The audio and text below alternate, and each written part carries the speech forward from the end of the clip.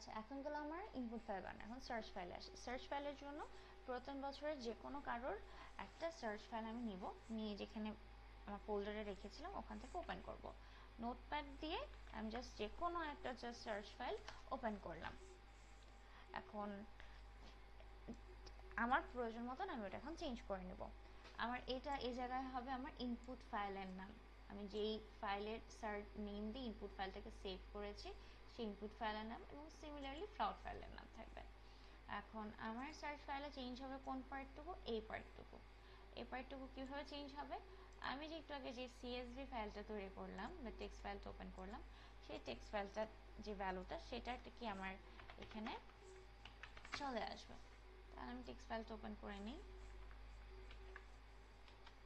এই যে টেক্সট ফাইলে আমি ফার্স্টের এইটুকু বাদ দিয়ে, হ্যাঁ, বাকি যা আছে সেগুলোকে আমি কন্ট্রোল সি দিয়ে কপি করে এই জায়গাটাতে আমি এই যে আগের আপলোডের যে ভ্যালুটা ছিল এটা ডিলিট করে এখানে কন্ট্রোল ভি দিয়ে পেস্ট করে দিব।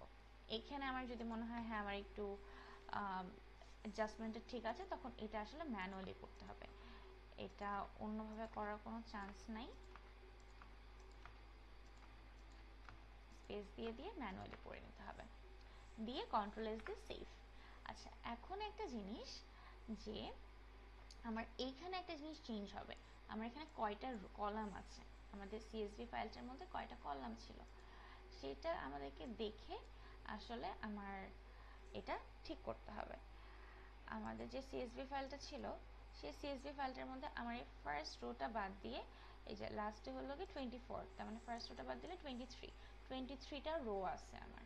তার মানে আমার এখানে যে সার্চ ফাইলটা আছে সেই সার্চ ফাইলের জন্য 23টা রো দেওয়া। এই তো এতটুকু।